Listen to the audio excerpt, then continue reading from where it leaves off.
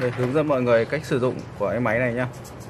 Đây, mọi người cho một ít cái này, Gigi cảm thấy nó chảy hết rồi, chúng ta ấn này, mút cái là nó sạch luôn. Đấy. Rất là sạch luôn. Đây. Đấy. Cực sạch luôn.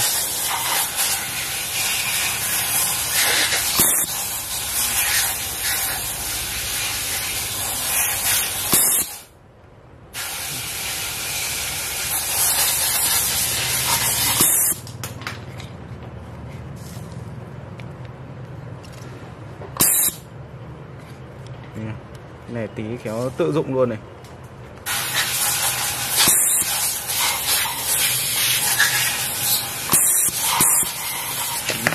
Nha.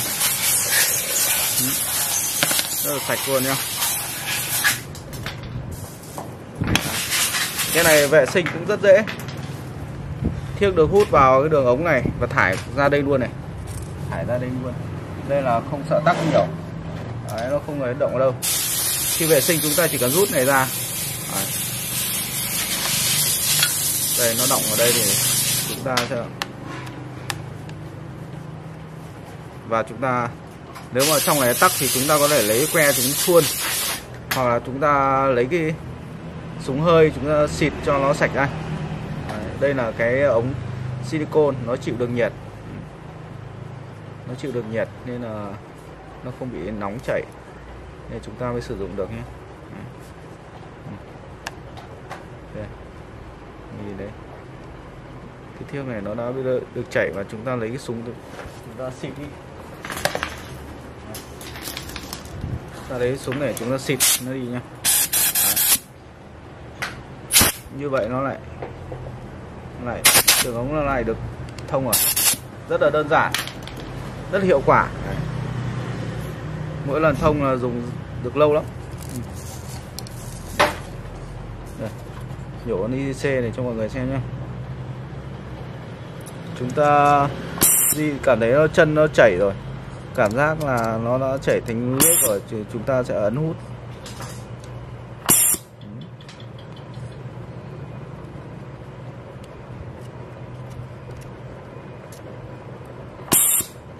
Cái hàn này, tay hàn này thì nó công suất nó không phải lớn, công suất nó nhỏ thôi.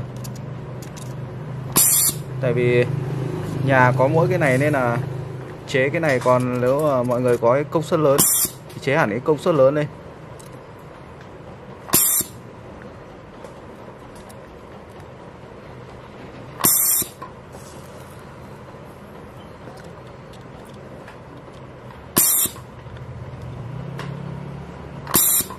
Tay hàn này hay cái nó có điều chỉnh nhiệt độ rồi. Đấy. Vừa rồi tháo cái chân con IC nhá, búng là khắc tự ra này. Đây, đấy mọi người đeo. Rất là sạch, hút rất là sạch luôn.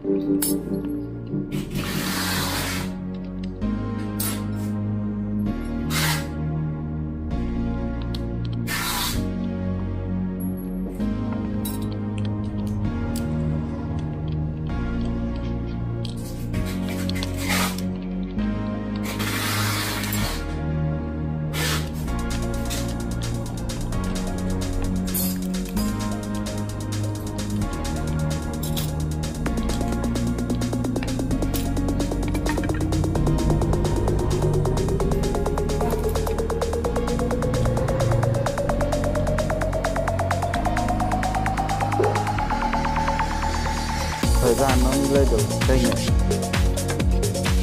Chúng ta làm mới làm cũng chỉ cần nó chất lượng, nó chắc là được.